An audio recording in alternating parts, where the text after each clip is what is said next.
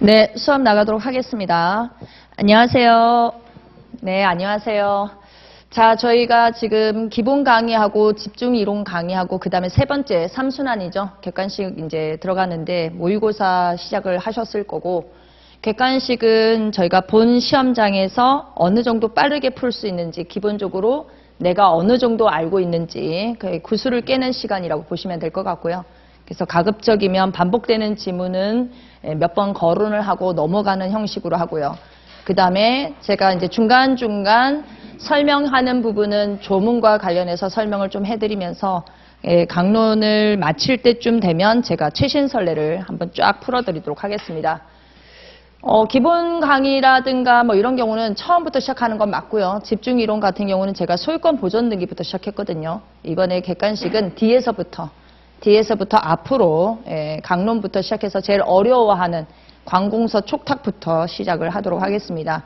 그래서 저희가 관공서 촉탁 같은 경우는 주로 이제 가압류 가처분 경매에 관한 등기, 그 다음에 이제 기본적으로 여러분들이 관공서도 일반인하고 매매 계약을 할 수도 있겠죠. 일반인하고 임대차 계약을 할 수도 있을 겁니다. 그런 경우에 우리가 어떻게 들어가는 건지, 등기소에 그 다음에 법무사 업무하고 어떻게 관계가 있는지 제가 설명을 드리면서 문제를 좀 풀어보도록 하겠습니다.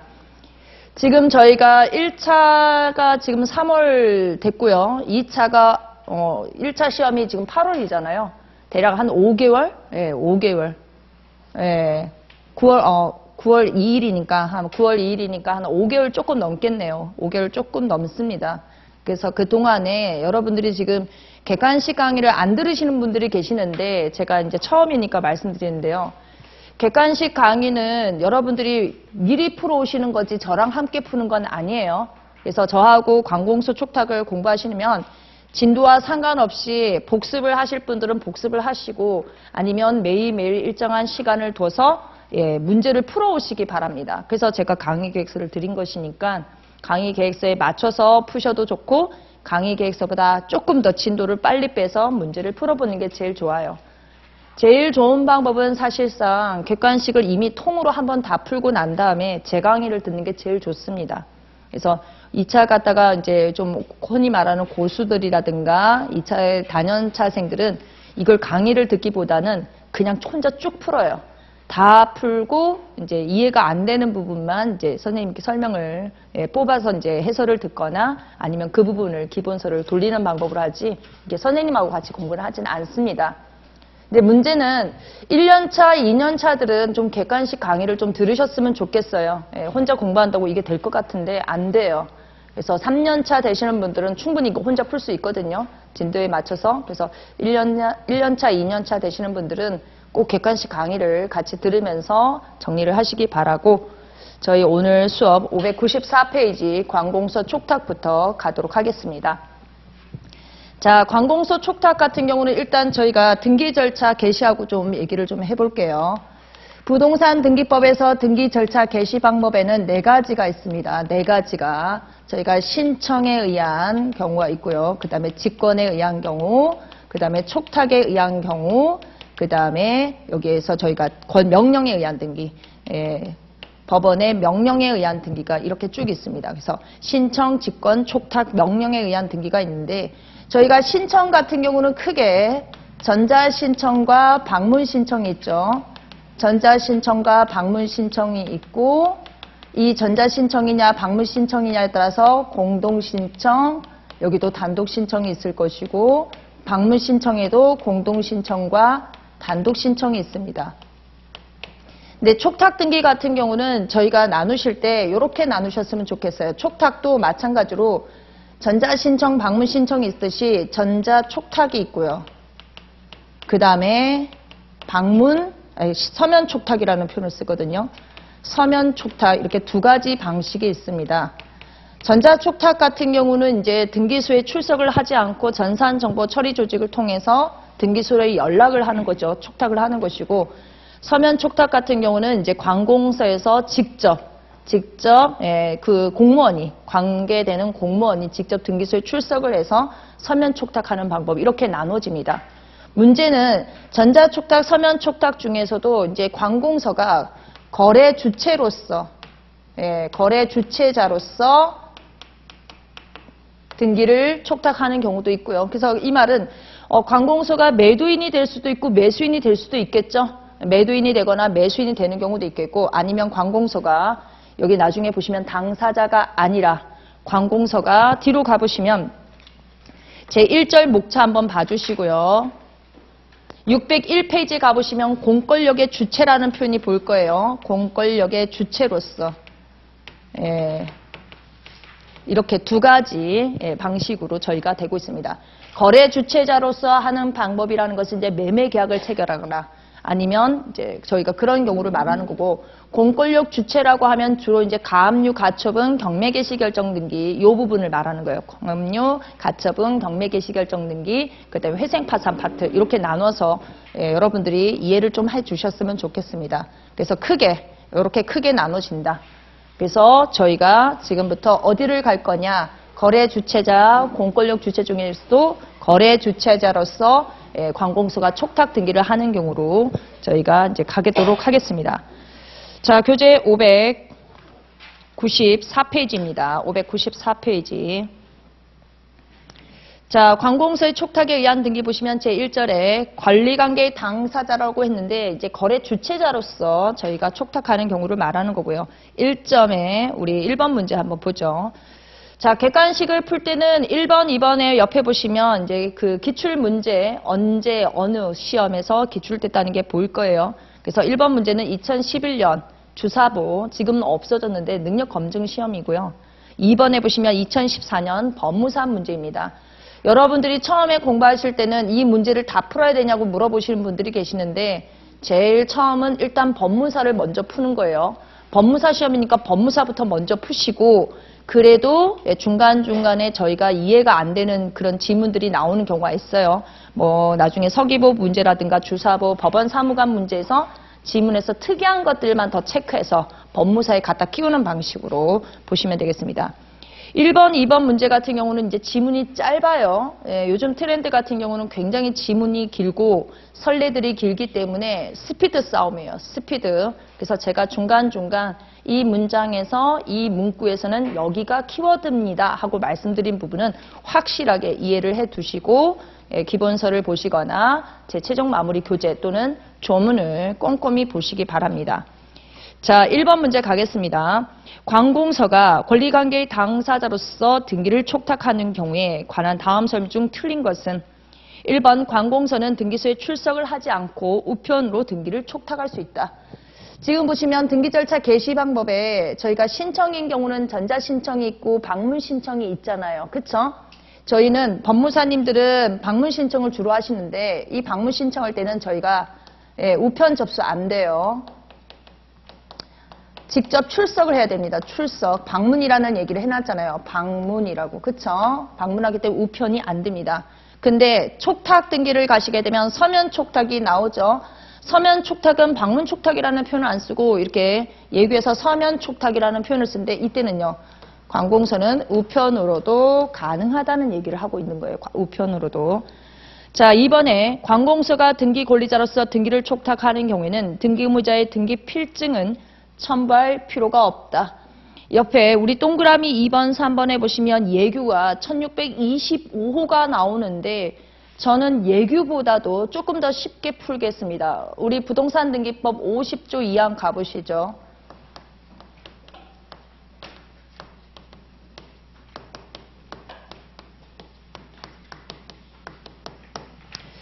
법 50조 1항과 법 50조 2항은 등기필 정보에 대한 이야기가 나옵니다. 법 50조 1항에 가보시면 등기필 정보가 작성 통지되는 경우가 나와요.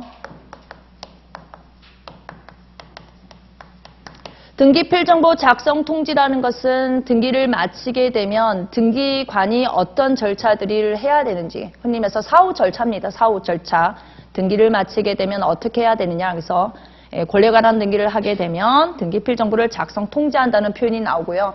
이 조문 옆에다가 제가 저번 순환에 규칙 109조 2항을 여기다가 표시를 해드렸을 겁니다.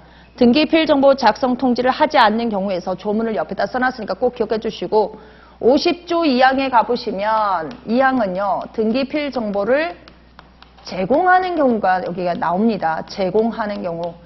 작성과 제공은 다른 거예요. 제공이라는 것은 등기소로 인이에요. 들어가는 거고. 그쵸? 제출한다는 표현을 쓰잖아요. 저희가 제출이라는 것은 등기소 안으로 가는 거고 작성 통지는 통지라는 단어는 등기소에서 밖으로 나오는 겁니다. 아웃이에요. 아웃. 그래서 등기필 정보를 제공하는 경우가 어떤 경우냐. 여기 두 가지가 나옵니다. 첫 번째가 권리에 관한 등기를 공동 신청했을 때.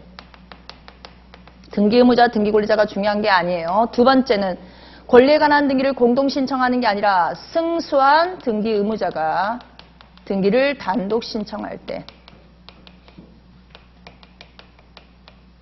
지금 동그라미 2번 지문에 보시면 관공서가 등기를 촉탁한다는 것은 공동신청이 아니죠? 그쵸? 그러니 촉탁에 따른 등기는 뭐예요? 등기필 정보를 제공하는 케이스는 아니라는 거죠.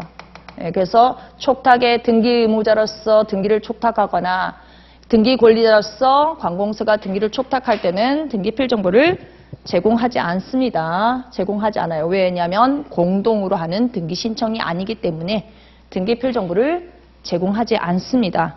그래서 2번, 동그라미 2번, 3번 표현 보세요.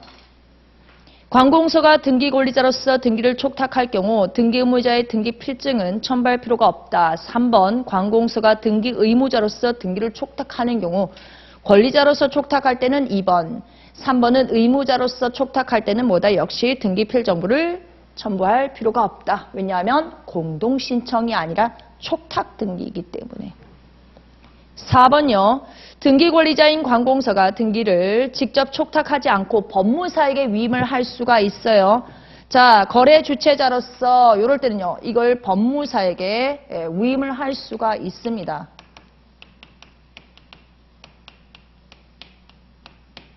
혹시 경매 개시 결정 등기를 법무사가 위임을 받는 건 아니죠. 예, 그거는 법원에서 바로 등기소로 촉탁하는 등기지 법무사를 거쳐가진 않습니다. 우리 수용은요. 토지 수용 같은 경우는 사업 시행자가 이제 촉탁 등기를 하거든요. 법무사님들이 주로 많이 하기도 해요. 수용과 관련해서. 예, 거래 주체자, 아까 계약 당사자로서 법무사에게 위임하게 되면 뭐가 가는 겁니까? 본인이 거래 주체자가 관공서가 직접 가는 게 아니라 뭐예요? 위임장을 제출해야 되겠죠. 위임장을. 그쵸? 위임장을 제출해야 돼요. 저희 보시면 여기에 전자신청, 방문신청 중에도 특히 방문신청 같은 경우는 공동신청, 단독신청을 법무사에게 위임을 받으면요. 저희 뭐 받아서 제출해야 돼요? 위임장 제출하잖아요. 그러니 관공서에서도 저희가 이 서면 촉탁을 거래 주체자로서 관공서일 때는요.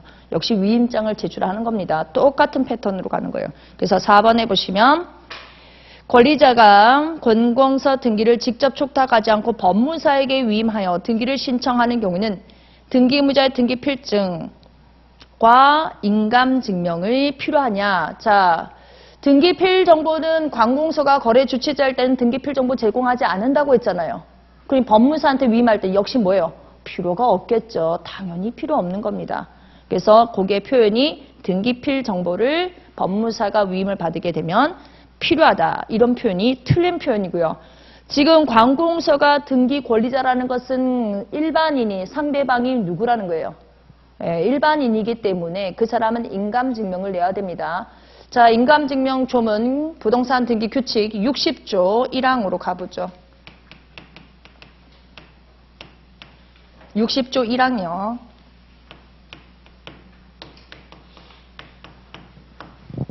저희가 규칙 60조 1항하고 저희는 규칙 60조는 굉장히 중요한 조문이에요. 규칙 60조는 너무너무 중요한 조문이니까 꼭 암기 위치 확인해 주시고 그거는 객관식과 상관없이 여러분들이 아주 자주 봐야 되는 조문이에요. 60조 1항하고 저희가 몇 항을 볼 거냐면 3항을 볼 거예요. 1항, 3항. 자, 1항 가볼게요. 방문 신청을 하는 경우에는 다음 각호의 인감증명을 제출하여야 한다. 이 경우 해당 신청서 가로 위임장이에요. 등기 신청 위임장을 말하는 거예요. 가로는. 첨부 서면에는 그 인감을 날인하여야 한다. 1호 소유권 등기 명인이 등기 의무자로서 등기를 신청하는 경우 등기 의무자의 인감증명을 제공해라. 조금 전에 동그라미 4번에 보시면 관공서는 등기 권리자라는 표현이 보이십니까? 그러면 관공서가 등기 권리자이면 상대방은 뭐예요? 등기 의무자. 따라서 1호에 의해서 인감증명을 내야 되는 사건인 겁니다. 사망을 가보죠. 사망. 제1항에 따라 인감증명을 제출하는 자가 국가 또는 지방자치단체인 경우에는 인감증명을 제출할 필요 없다.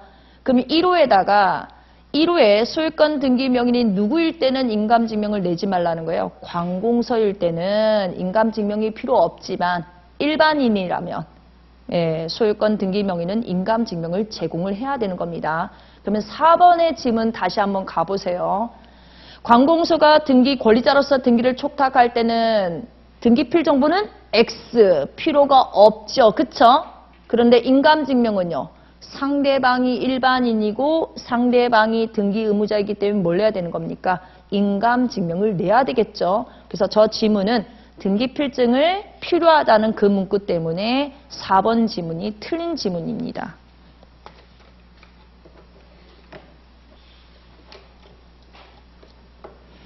자, 2번요. 관공서 2014년 법무사 지문이에요. 자, 옳지 않은 것 X를 찾아라. 1번 관공서가 등기를 촉탁하는 경우에는 본인이나 대리인의 출석을 요하지 아니하므로 우편에 의한 등기 촉탁도 가능하다. 그 다음에 2번 관공서가 등기 의무자로서 등기 권리자의 청구에 의해서 등기를 촉탁하거나 부동산에 관한 권리를 취득하여 등기 권리자로서 등기를 촉탁하는 경우에는 의무자의 권리 관한 등기필 정보를 제공할 필요 없다. 촉탁 등기이기 때문에 등기필 정보는 제공할 필요 없어요. 3번 관공서가 매각 또는 공매를 원인으로 소유권 이전 등기를 촉탁하는 경우에는 등기 의무자의 주소 증명 정보를 제공할 필요 없다. 동그라미 3번에 가보시면 해설이 예규로 되어 있는데 이건 예규이기 때문에 제가 뭐라고 말씀 못 드리지만 저희 규칙 46조 1항 6호로 가보도록 하죠. 규칙 46조 1항 6호요. 제가 항상 말씀드리는데 1차 할 때 조문 많이 보세요. 1차 할 때 조문 안 보고 공부하는 거는 정말 나중에 일을 어떻게 하시려고 꼭 조문 같이 봐주시기 바랍니다. 46조 1항 6호입니다. 자, 46조 조문 제목을 보시면 첨부정보라고 되어 있어요. 1항에 읽어보시면 등기를 신청하는 경우에는 다음 각호의 정보를 신청 정보와 함께 첨부 정보로서 등기소에 제공하여야 한다. 3호 말고요. 1, 2, 3, 4, 5, 6호요. 6호 굉장히 중요한 조문이에요. 6호가. 자, 6호. 등기 권리자의 가로 건너뛰고 읽어볼게요. 등기 권리자의 주소와 부동산 등기용 등록번호, 등록번호라고 할게요. 주민등록번호를 증명하는 정보를 다만 소유권 이전 등기를 신청하는 경우는 등기 의무자의 주소를 증명하는 정보를 제공하여야 한다. 자, 6호를 잘 보시면 가로를 볼 거예요. 등기 권리자 중에서도 가로에 보시면 누구를 말하는 거예요? 새로 등기 명인이 되는 경우에는 이렇게 한정한다는 표현이 보이죠? 새로 등기 명인이 되는 경우는 뭐냐? 만일에 소유권 이전 등기를 하게 된다면 소유권을 넘겨받는 자. 그쵸? 근저당권 설정 등기를 하게 되면 근저당권자를, 전세권 이전 등기를 하게 되면 전세권을 넘겨받는 자, 그 사람이 새롭게 기록되는 사람이기 때문에 그 사람의 주소와 등록번호 증명서면을 제공합니다. 나중에 총론을 가시게 되면 이 등기 권리자가 외국인일 수도 있고 재외국민일 수도 있죠. 그러면 주소 증명서면, 등록번호 증명은 뭘 내야 되는지 여러분들이 총론에 가서 보시는 거고, 단서를 한번 보세요. 단서. 단서 보시면 소유권 이전 등기를 신청하는 경우에 이렇게 되어 있는데 조문이 이렇게 된대. 실제요. 선례라든가 다른 걸 다 풀어보시게 되면 거기다가 공동이라는 단어를 슬쩍 끼워주시기 바랍니다. 소유권 이전 등기를 공동 신청하는 경우에는 이렇게 조문을 읽으셔야 되는 거예요. 그래서 그럴 때는 누구 거? 의무자의 주소 증명 정보를 제공을 해야 된다. 그러면 여기에 맞춰서 저희가 아까 보죠. 동그라미 3번 가보세요.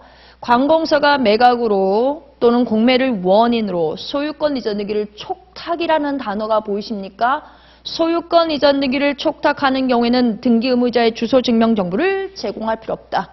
제가 아까 소유권 이전 등기를 어떻게 하는 경우에만 의무자의 주소증명서면이 필요하다고 했죠? 공동신청일 경우에. 그쵸? 그래서 촉탁에 따른 등기면 의무자의 주소증명서면은 필요 없고 누구 것만 필요하던 거예요? 아까 6호 앞쪽에 있는 건 뭐예요? 등기권리자. 예, 소유권을 넘겨받는 등기권리자의 주소와 등록번호 증명서면만 필요하지 의무자의 주소증명서면은 필요가 없습니다. 그래서 예규를 보시게 되면 저걸 통으로 외우시는 분들이 계신데 정말 비추예요. 조문을 보시게 되면 저기가 쉽게 풀려요. 외울 게 아니었어요. 조문을 봐야 돼요. 4번 관공서가 등기 촉탁을 하는 경우에는 등기기록과 대장상의 부동산 표시가 부합하지 아니하더라도 그 촉탁을 수리하여야 한다. 저희 조문 어디로 가시냐면 법 29조 11호로 가겠습니다. 법 29조 11호예요.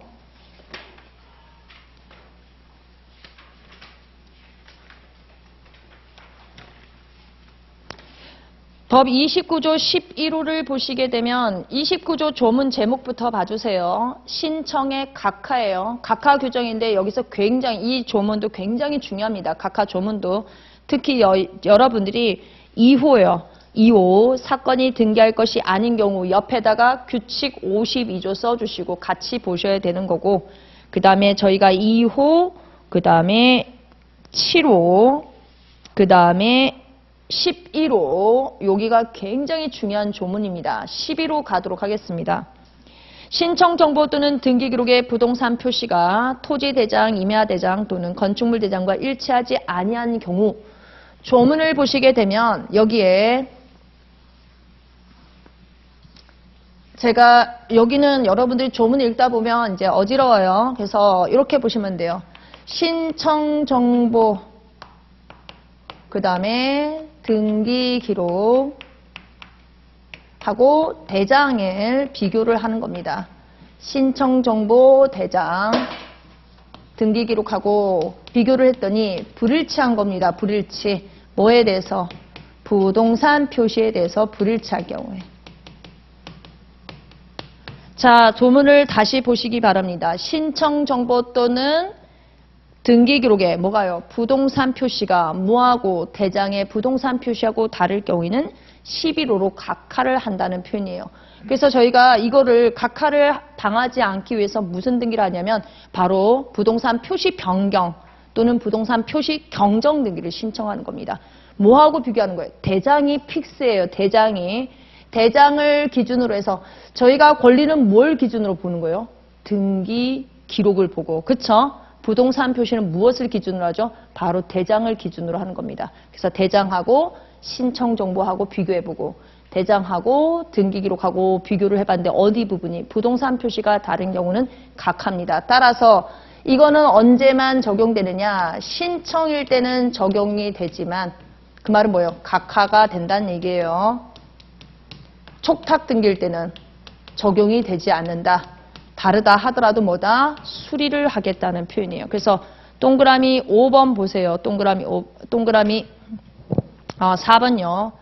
관공서가 등기 촉탁을 하는 경우에는 등기 기록과 대장의 부동산 표시가 부합하지 아니하더라도 그 등기 촉탁을 어떻게 수리하여야 한다. 만일에 촉탁 등기가 아니라 신청이면요. 얘는 각하예요. 각하. 그리고 보시고 동그라미 4번 해설 가보세요. 법 29조 11호는 그 등기 명인이 등기 신청을 하는 경우에 적용되는 규정이므로 언제 적용된다고요? 신청일 때만 적용된다. 따라서 촉탁일 때는 뭐다? 무시하고 수리다. 요 말을 하고 있는 겁니다.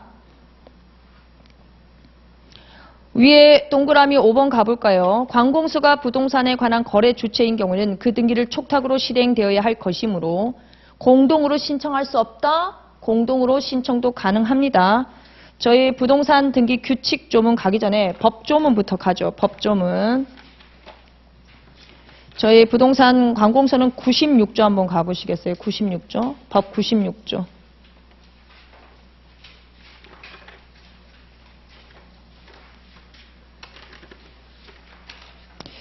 96조 제 위에 보시면 제8관 관공서가 촉탁하는 등기 등 하면서 96조 그 다음에 97조, 98조, 99조가 나오죠. 제가 아까 관공서 촉탁하면서 수용을 예를 들었잖아요. 그쵸? 수용 조문이 여기 안에 관공서 촉탁에 있습니다. 조문 저희 98조 보겠습니다. 법 98조. 자, 관공서의 촉탁에 따른 등기 1항 국가 또는 지방자치단체가 등기 권리자인 경우는 국가 또는 지방자치단체는 그냥 마음대로 촉탁하는 거 아니에요. 누구의 승낙? 의무자의 승낙을 받아 해당 등기를 지체 없이 등기소에 촉탁해야 된다. 의무자의 승낙을 받으면 뭘 갖고 와야 되는 겁니까? 등기소에다가 의무자의 승낙서 플러스 인감증명은 무조건 제출하게 되어 있고 2항에 보시면 국가 또는 지방자치단체가 등기 의무자인 경우는 국가 또는 지방자치단체는 등기권리자의 청구에 따라서 마음대로 못해요. 청구에 따라 지체 없이 해당 등기를 등기소에 촉탁한다. 1항, 2항에 근거해서 촉탁할 때는 의무자의 등기필 정보는 제공하지 않는다. 그 얘기가 계속적으로 나온 겁니다. 저희 규칙조문 갈게요. 98조 옆에 저희 규칙조문을 갖다가 끼워 넣으면 되겠죠. 규칙조문은 어디로 가시냐면 규칙 155조예요.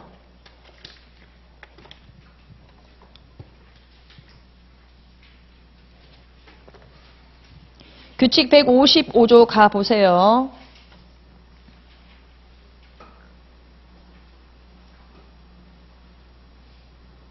규칙 155조를 보시면 등기촉탁서 제출 방법이라는 내용이 나오죠. 그러면 등기촉탁서를 제출하는 방법은 이거 전자촉탁을 얘기하는 거 아니에요. 뭐예요 이거? 서면촉탁을 얘기하는 거예요. 서면촉탁. 자, 1항 관공서가 촉탁정보 및 첨부정보를 적은 서면을 제출하는 방법으로 등기소를 촉탁하는, 등기를 촉탁하는 경우는 뭐다? 우편이라는 단어가 보이죠? 우편으로 촉탁서를 제출할 수가 있다. 2항 관공서가 등기 촉탁을 하는 경우로서 소속 공무원이 직접 등기소에 출석을 하여 촉탁서를 제출하는 때는 그 소속 공무원임을 확인할 수 있는 신문증명서를 제시하여야 한다. 그러면 공무원이 직접 가게 되면 신분증, 공무원증을 제시를 하라는 얘기고 1항은 뭐예요? 우편으로도 가능하다. 저희는요. 법무사님들은 전부 다 우편 안 돼요. 우편 접수 안 되잖아요. 저희는 직접 가야 되잖아요. 직접. 조문에 의해서 우편이라는 단어가 분명히 제시가 되어 있죠. 네, 이렇게 보시고 저희 조문 보시고 난 다음에 다시 가시죠. 촉탁도 가능하고 거기서 그래서 우리가 촉탁 우편으로 한다는 거 받고 그 다음에 거기 해설 5번 가죠. 해설 5번 가보세요.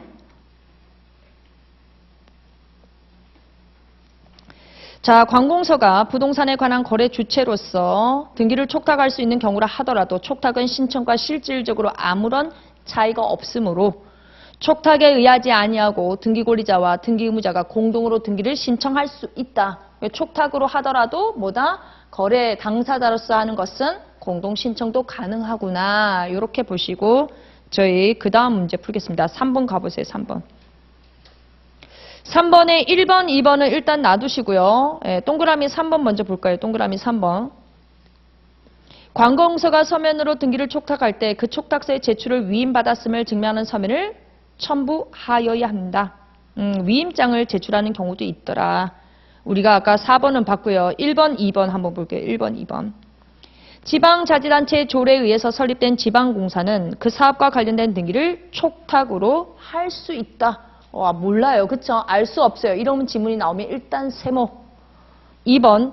교육비 특별회계 소관의 공유재산에 관하여 조례에 의하여 그 재산의 취득 처분의 권한이 소관청이 교육감으로부터 해당 교육장에 위임이 되었다.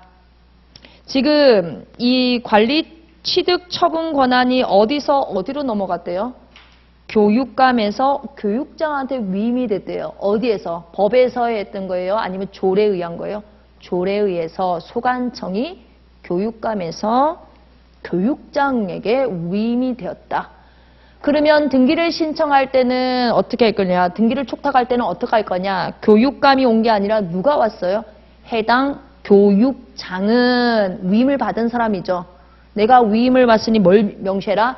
근거 규정을 명시를 하여 해당 부동산의 소유권 변동에 관한 등기를 촉탁을 할 수가 있다. 그럼 원칙적으로 조례에 의하면 어떻게 하는 거예요? 교육감이 가야 되는데 위임 규정이 있으면 위임 규정에 의해서 누가 교육장이 갈 수 있는데 이때 뭘 제시해라? 근거 규정을 대라 이 말을 하고 있는 겁니다. 그래서 그 부분인데 그 옳은 표현이에요. 4번은 별도로 풀지 않겠고 우리 1번과 관련해서 우리 가보죠. 1번 뒤에 해설 가보세요. 동그라미 2번에 보시면 제가 밑줄 쳐놓은 부분이 있죠. 동그라미 2번에 보시면 밑줄 친 거 한번 쭉 읽어볼게요. 이거 선례를 통으로 다 못 외워요, 저희. 자, 지방자치단체 소유에 속하는 부동산에 관한 등기 촉탁은 당의 지방자치단체장이 행하도록 규정을 하고 있지만 지방재정법 및 지방교육자체에 관한 법률 규정에 의하여 교육비 특별회계 소관의 공유재산에 관하여는 교육감이 소관청이 되므로 촉탁관서 지정의 규정에 불구하고 그 등기 촉탁은 누가 한다? 교육감이 할 것이다. 나아가서 조례 규정에 의해서 위 재산의 취득 처분 권한이 소관청으로부터 해당 교육장에게 위임이 되었다면 그 말은 교육감에서 교육장에 위임이 되었다면 그러면 교육장은 뭐에 의해서 등기를 촉탁할 수 있는 거예요? 지방재정법 요 기타 법에 의해서 위임 그쵸? 할 수가 있는 거고 교육감은요. 교육장은요. 조례에 의해서 위임을 받은 거예요. 따라서 조례 규정에서 위 재산의 취득 처분 권한이 소관청으로부터 해당 교육장에게 위임이 되었다면 위임된 권한에는 등기 촉탁 권한도 포함이 되었다고 보아야 할 것이므로 위와 같은 권한 위임 사실을 소명하는 서면을 제출을 하고 그 권한 위임의 근거 규정을 명시하여 해당 교육장이 등기 부동산의 소유권 변동에 관한 등기 촉탁을 할 수 있다. 그래서 근거 규정 쓰라는 거예요. 위임 근거 규정을 써라. 1번 같은 경우는 지금 거기 1번 해설 한번 볼까요? 자, 자꾸 계속 제가 관공서 하니까 팍 와닿지가 않죠. 그 보시면 관공서 촉탁에 의한 등기를 할 수 있는 관공서라 하면 원칙적으로 어디다? 국가 및 지방자치단체다. 따라서 그 외 공사는 뭐가 있어요? 한국주택공사 이런 거 있죠. 무슨 공사. 이런 공사들은 등기 촉탁에 관한 특별한 규정이 있는 경우에 하나여 할 수 있다. 그럼 국가에는 뭐가 있고 지방자치단체는 뭐가 있어요? 국가에는 일단 법원이 있잖아요. 법원. 세무서. 지방자치단체는 각종 그 공공기관 있잖아요. 시청, 구청 뭐 이런 데서 위임이 가는 거예요. 예, 할 수 있습니다. 따라서 지방자치단체 조례에 의해서 설립된 지방공사는 땡땡공사입니다. 등기 촉탁에 관한 특별한 규정이 없으므로 뭐다? 촉탁을 할 수가 없다. 규정이 있으면 촉탁이 가능하지만 규정이 없으면 촉탁을 못한다는 얘기예요. 그래서 요 1번하고 동그라미 2번 같은 것은 한번 보고 넘기는 거지 그걸 막 외우는 거 아니에요. 그런 거 외우기 시작하면 경매 가면 기절합니다. 4번요.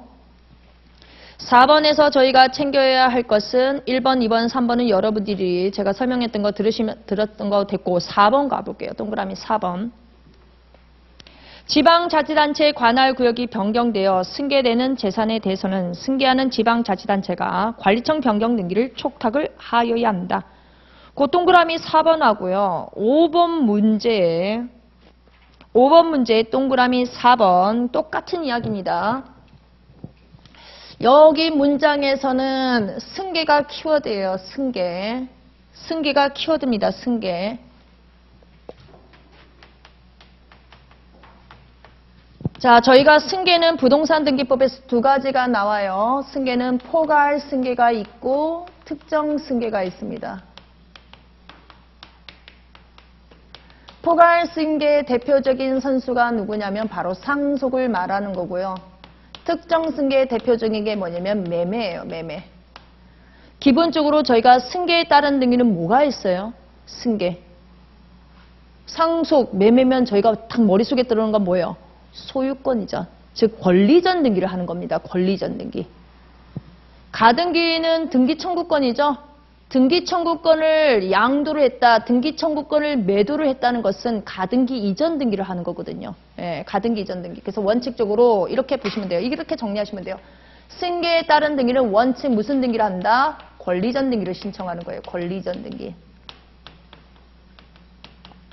그래서 이거를 신청에 의해서 할 수도 있고 관공서 뭐예요? 촉탁에 따른 등기를 하는 겁니다. 관공서인 경우는. 근데 예외적으로 승계임에도 불구하고 예외적으로 저희가 무슨 등기를 하는 경우가 있냐면 바로 등기명의 표시 변경 등기를 하는 경우가 있어요.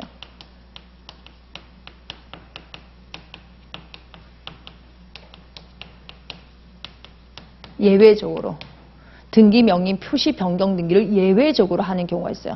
항상 하는 게 아니라 어떤 경우에 하냐면 법률에 규정이 있을 때.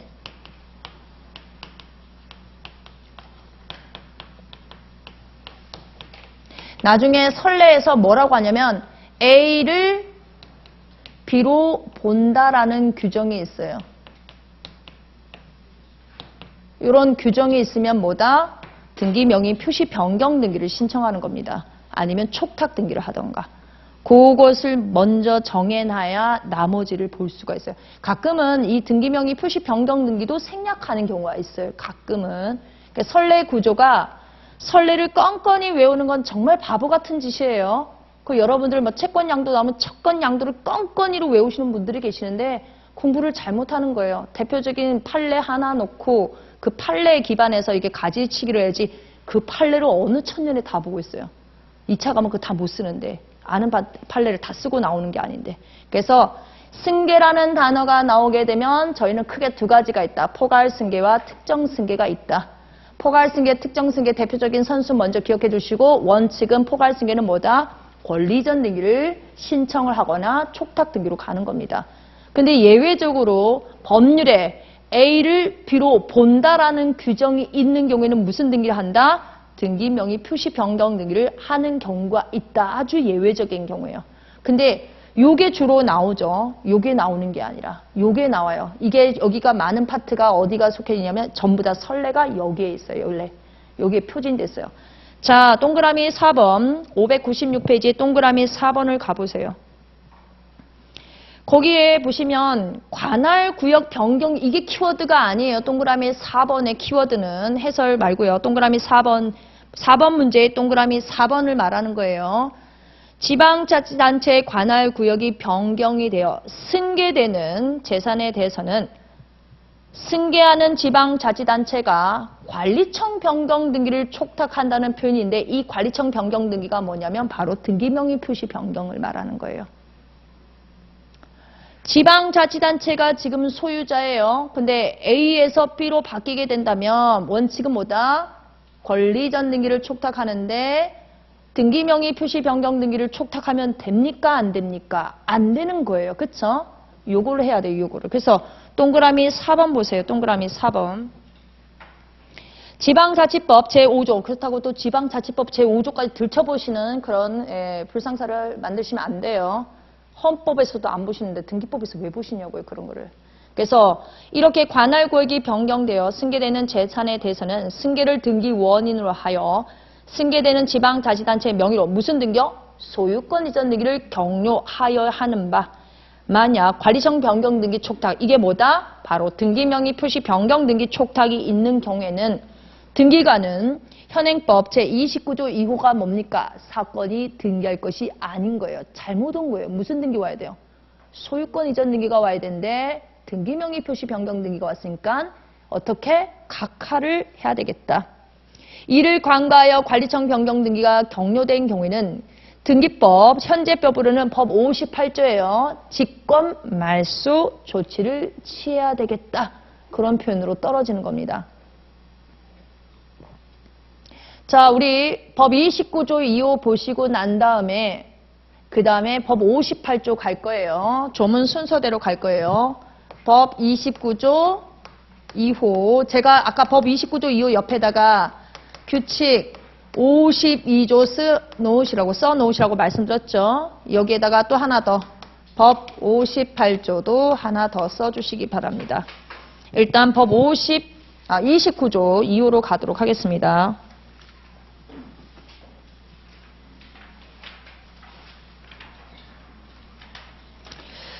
(29조는) 굉장히 중요한 조문이라고 제가 말씀드렸어요. 각하 조문 중에 2호는 정말 중요합니다.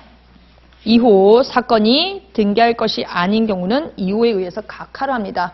58조로 가겠습니다. 법 58조. 그 신청이 들어오면 어떻게 등기소에서 등기관이 바로 각하를 합니다. 그런데 58조 조문을 가보시면 58조 조문 제목은 직권말소 조문이에요. 직권말소. 그래서 58조에 보시면 직권에 의한 등기 말소 1항 등기관이 등기를 마친 후 그 등기가 29조 1호 또는 2호에 해당된 것임을 발견하였을 때는 등기권리자 등기 의무자와 등기상 이해에 관계있는 제3자에게 1개월 이내의 기간을 정하여 그 기간에 이의를 진술하지 아니하면 그 등기를 말소한다는 뜻을 어떻게? 통지. 바로 직권말소가 아니라 일정한 기간을 주고 통지하는 절차가 있습니다.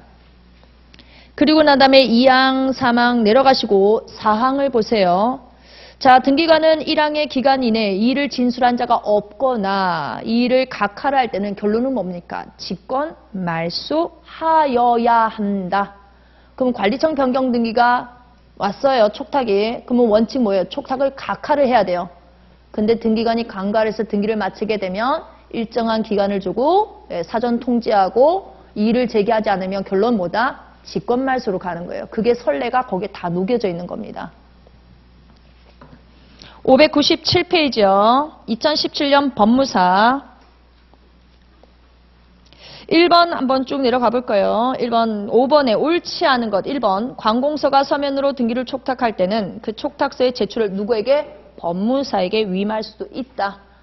이 경우에 촉탁서의 촉탁서 제출을 위임받았음을 증명하는 서면을 첨부하여야 한다. 보이시죠? 첨부합니다. 2번, 국가 또는 지방자치단체가 등기권리자가 된 때는 등기무죄의 승낙을 얻어 해당 등기를 등기소에 촉탁해야 된다. 승낙을 받으라고 분명히 조문이 돼 있어요. 3번, 국가 또는 지방자치단체가 등기권리자 또는 등기의무자로서 등기를 촉탁이 키워드죠. 촉탁하는 경우에는 등기무자의 등기필정보를 제공할 필요가 없다. 4번, 지방자치단체 관할 구역이 변경되어 승계되는 재산에 대해서는 승계받는 지방자치단체 명의로 관리청 변경 등기를 촉탁할 것이 아니라 승계면 뭐다? 권리전 등기를 촉탁해야 돼요. 그래서 4번이 틀렸고 5번 교육비 특별회계 소관의 공유재산에 관하여 조례에 의하여 그 재산의 취득 처분의 권한이 소관청인 교육감으로부터 교육장에게 위임이 되었다. 그럼 교육장은 뭐다? 위임 근거 명시를 해라. 위임 근거 규정을 명시를 하여 소유권 변동에 관한 등기를 촉탁을 할 수가 있다. 6번 넘어가죠. 6번. 6번에서는 저희가 1번, 2번, 3번은 이미 다 봤고요. 4번 한번 볼까요? 4번. 관공서가 전자촉탁을 할 수 있는 등기 유형이라 하더라도 다량의 부동산에 관한 등기 촉탁으로서 전산정보처리조직에 의한 송부가 불가능하거나 전산정보처리조직에 장애가 발생했다. 전자촉탁을 해야 되는데 전산장애가 있대요. 그러면 뭘 할 수 있다? 당연히 우편으로도 촉탁이 가능하겠죠. 그러면 전자촉탁, 이게 뭐예요? 저희도 그렇잖아요. 전자신청이 누구나 되는 거 아닙니다. 전자신청을 해야 되는데 전자신청할 수 없는 상황이면 뭐 하면 돼요? 저희는 법무사님들은 방문 신청을 하면 되는 거죠. 그렇죠? 네, 그렇게 이해를 하시면 되겠고 7번 가볼까요? 7번. 1번 됐고요. 2번 한번 보죠. 2번. 관공서의 소속 공무원이 등기소에 출석을 하여 촉탁서를 제출할 때는 소속 공무원임을 확인할 수 있는 신분증명서를 제시하면 되지만 그러면 소속 공무원은 위임장 필요하다, 필요하지 않다? 위임장 X라는 거예요. 신분증만 제시하면 돼. 그런데 법무사에게 위임할 때는 법무사는 뭘 제출해라? 위임장을 제출을 해라. 4번요. 관공서가 등기 의무자로서 등기권리자의 청구에 의해서 등기를 촉탁하거나 부동산에 관한 권리를 취득하여 등기권리자로서 등기를 촉탁하는 경우에는 등기의무자의 등기필정보를 제공할 필요가 없는데 관공서가 자격자 대리인에게 위임하여 등기를 신청하는 경우에도 마찬가지다? 아니죠. 당사자 본인이 제출할 필요가 없는데 법무사에게 위임하면 제출한다는 건 어이가 없잖아요. 그렇죠? 그래서 뒷부분 때문에 틀렸어요. 법무사에게 위임을 하더라도 뭐다? 제출할 필요가 없다. 제공할 필요가 없다. 이렇게 나와야죠. 마찬가지다. 맞죠? 마찬가지. 맞아요. 제가 설명을 잘못한 거예요. 마찬가지다. 그럼 맞는 지문이에요. 8번이요. 8번. 8번에서는 저희가 볼게요. 동그라미 3번요. 동그라미 3번. 법원의 촉탁에 의해서 가압류 등기가 맞춰진 후 등기명인의 주소, 성명 및 주민등록번호가 변경이 된 경우 등기명인은 등기명의 표시 변경 등기를 등기소에 직접 신청할 수 없다. 자, 저희 부동산 등기법 23조 한번 가보죠. 23조.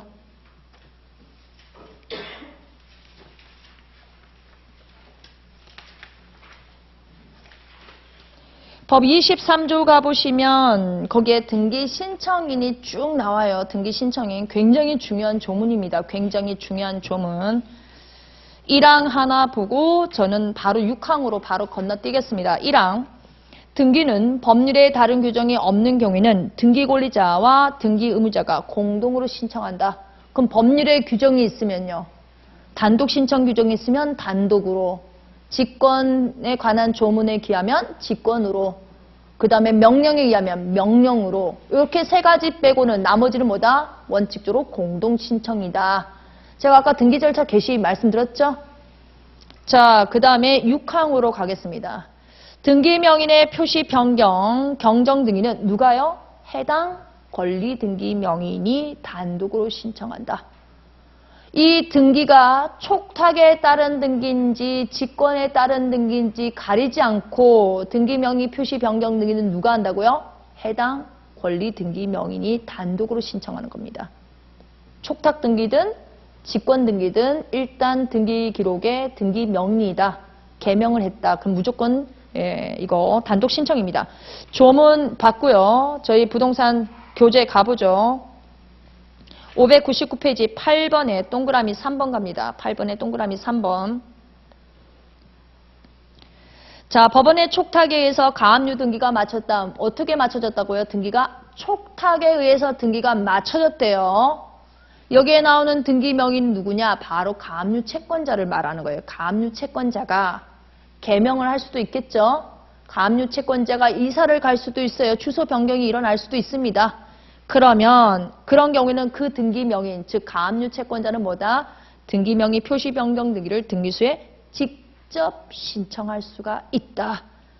앞에서 제가 그 등기가 직권으로 마치든 촉탁으로 마치든 등기 명의 표시 변경 등기는 어떻게? 단독 신청이다. 등기 명인이 하는 거예요. 등기 명인이. 그래서 동그라미 3번 봐주시고 아까 조문 봐주시고 9번 문제 가겠습니다. 9번 문제. 2020년 법무사 지문이니까 다 풀어볼게요.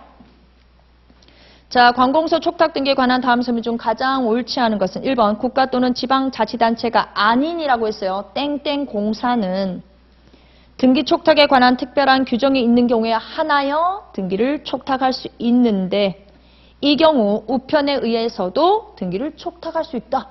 촉탁 규정이 있으니 촉탁이 가능하고, 그쵸? 촉탁에는 뭐도 있어요? 서면 촉탁도 있고 전자 촉탁이 있는데 서면 촉탁이 뭐다? 우편으로도 가능하다. 옳은 지문. 2번 관공서가 부동산에 관한 거래 주체로서 등기를 촉탁할 수 있는 경우라 하더라도 촉탁에 의하지 아니하고 등기 권리자, 등기 의무자가 공동으로 등기를 신청할 수 있다. 옳은 지문. 3번 매각 또는 공매 처분 등을 원인으로 관공서가 소유권 이전 등기를 촉탁하는 경우에는 하고 키워드를 잡아야 되겠죠. 그때는 뭐다? 등기 의무자의 주소 증명 정보를 제공할 필요 없다. 등기 의무자의 주소 증명 서면을 언제 낸다고요? 소유권 이전 등기를 공동 신청할 때라고 분명히 조문 읽으면서 제가 말씀드렸습니다. 4번은 일단 건너뛰고요.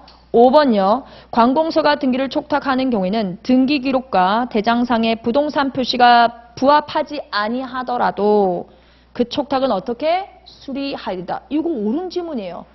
4번에서 모르는 지문이 나오게 되면 거기서 맴돌지 마시고 바로 다음 지문으로 넘어가세요. 4번 같은 게 나오면 일단 패스예요. 패스. 4번 지문 볼게요. 가처분 대상 부동산이 여러 개래요. 부동산이 여러 개입니다. 부동산별로 피보전 권리의 채권자가 다르대요. 피보전 채권자가 다르다.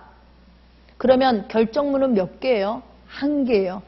가처분을 신청했습니다. 갑부동산에 대해서는 소유권 이전 등기를 말소하라. 그 다음에 을부동산에 대해서는 근저당 설정 등기를 말소하라. 이렇게 할 수 있어요. 예, 가처분 채권자별로 따로따로. 한 개의 부동산 처분 금지 가처분 결정이 있는 경우에는 끊겠습니다. 하더라도 앞에 끊고 그러면 가처분 결정문이 몇 개예요? 한 장. 한 장 안에 무슨 내용이 있는 거예요? 부동산도 여러 개, 피보전 권리도 여러 개, 결정문은 몇 개? 하나. 그쵸? 결정문은 하나라고 되어 있어요. 결정문은 하나.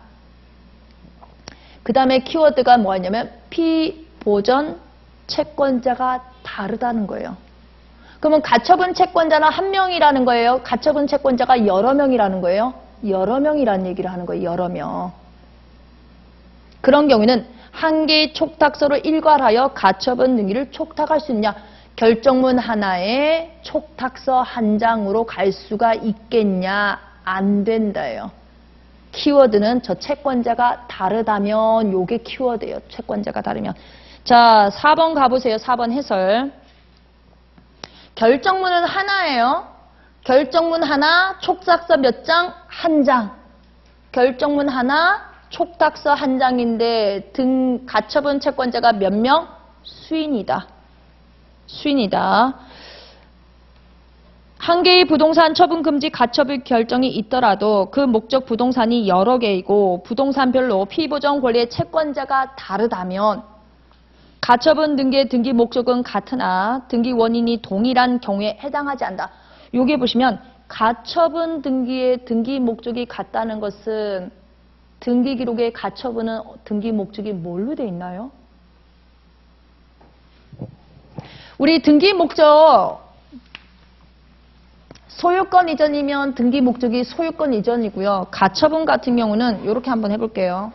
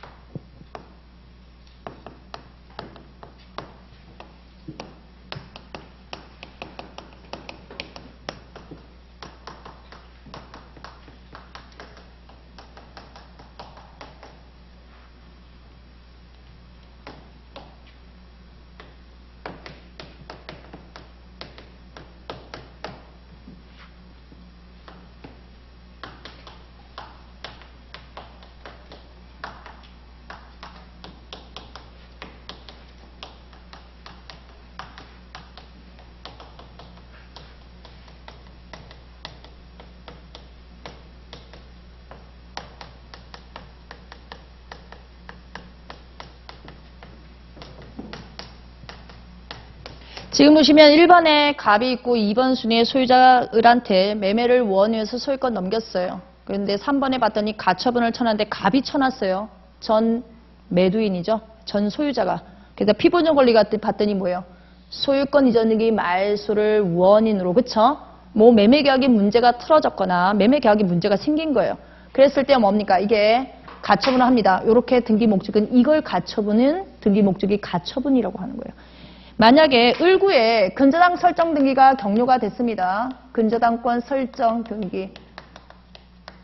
또 근저당권자가 A가 있더라. 여기에 대해서 가처분을 할 수 있어요. 가처분. 이 가처분은 뭐냐면 1-1번. 1번 근저당에 대해서 가처분을 때립니다. 이 피보전 권리는 뭐냐? 만일에 을이 해놨다. 뭐 갑이 해놨다. 갑이 피보전 권리가 뭐이겠어요, 이거? 근저당권, 말소 등기 청구권.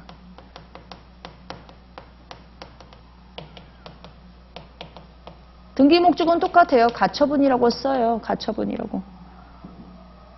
네, 근데 아까 보시면 채권자, 가처분의 피보전 권리가 다르다는 것을 하나는 소유권 이전 등기 말소고 여기는 채권자가 누구예요? 갑이지만 또 다른 건 할 수 있잖아요. 그래서 그 얘기를 하는 겁니다. 요거 보시고 난 다음에 우리 부동산 등기법 25조 좀 가보죠. 법 25조.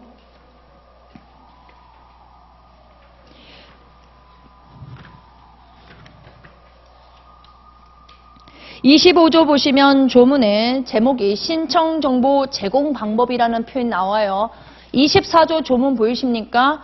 등기 신청 방법. 그래서 1항에 보시면 1호, 2호에 1호에는 우리가 말하는 방문 신청이 있고 2호는 전자 신청이 있어요. 자, 25조 신청 정보의 제공 방법으로 가겠습니다. 등기의 신청은 한 건당 한 개의 부동산에 관한 신청 정보를 제공하는 방법으로 하여야 한다. 다만 등기 목적과 원인이 동일하거나 대법원 규칙으로 정하는 경우에는 끊고요. 원인과 목적이 동일한데 거기다가 추가로 뭐요? 같은 등기소 관할 내에 있다면 어떻게 여러 개의 부동산에 관한 신청 정보를 어떻게 일괄하여 제공하는 방법을 한다. 신청 정보를 일괄한다는 것은 신청서 한 장으로 등기를 신청할 수 있다는 얘기예요. 전제 조건은 뭐예요? 동일한 관할이 큰 거예요. 동일한 관할이면서 등기 원인과 목적이 동일한 경우에는 일괄 신청. 거기 대법원 규칙이 나오죠.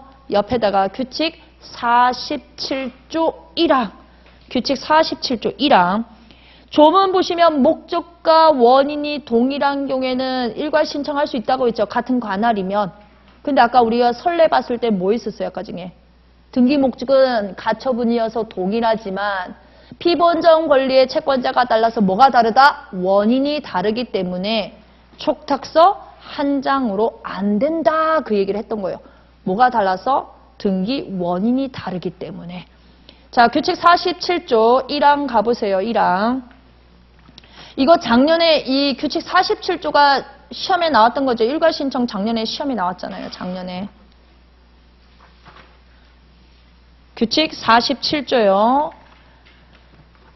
일괄 신청, 동시 신청과 관련된데 1항이 일괄 신청에 관한 것, 2항이 동시 신청에 관한 거예요. 1항에 보시면 법 25조 단서에 따라 다음 각호의 경우에는 한 건의 신청 정보를 일괄하여 신청을 하거나 촉탁할 수 있다. 1호, 같은 채권을 담보하기 위해서 소유자가 다른 여러 개의 부동산에 대한 저당권 설정 등기. 이거 제가 창설적 공동저당이라고 했죠. 전제 조건은 뭐예요? 소유자가 다른 여러 개의 부동산이 뭐다? 같은 관할에 있어야 돼요. 같은 관할에. 하나는 서울에 있는 부동산, 하나는 인천에 있는 부동산. 이거 일괄 신청 안 된다는 얘기를 하는 거예요. 제가 지금. 2호 법 97조 각호의 등기 촉탁인데 아까 우리 관공서 파트에서 공매 파트에서 만날 거고요. 3호 민사집행법 제144조 1항 각호의 등기. 우리 매각이 일어나게 되면 등기가 크게 세 가지 사건이 일어납니다. 매수인 앞으로 가는 소유권 이전 등기 촉탁, 그 다음 맨수인이 인수하지 않은 부담기인 말소 촉탁, 그쵸? 뭐 근저당이라든가 가압류 이런 거 있잖아요. 그 다음에 세 번째가 경매 개시 결정 등기 말소 촉탁도 뭐다? 일괄 촉탁, 촉탁서 한 장에 세 가지 내용이 촉탁서 한 장에 들어온다. 이렇게 보시면 되겠습니다. 2항은 됐고요. 그래서 9번 문제 또다시 4번 가보세요. 4번 해설. 일괄 촉탁은 언제 한다고요? 원인과 목적이 동일하고 관할까지 동일해야 세 가지를 충족해야 일괄 촉탁하는데 밑줄 친 거 보시면 뭐는 똑같다? 등기 목적은 같은데 뭐가 다르다? 등기 원인이 다르기 때문에 라는 표현이 보일 거예요. 등기 원인이 다르기 때문에 어떻게 일괄 촉탁할 수 없고 각각 별건으로 라는 것은 일괄 촉탁이 안 된다는 얘기입니다. 충분히 다시 나올 수 있다. 예. 거기 보시면 동그라미 4번에 끝에 설례 2019년 6월달 14번째예요. 2019년 6월달 14번째면 그 다음에 우리 지금 이 문제는 2020년도에 나왔단 말이에요. 그쵸? 전에 나왔던 설례가 그 다음에 시험으로 때로는 2년 전에 나왔던 것이 그 다음에 또 시험으로 나오기도 하고 막 그래요. 그 정도 보시고 501페이지는 잠깐 쉬었다가 하도록 하겠습니다.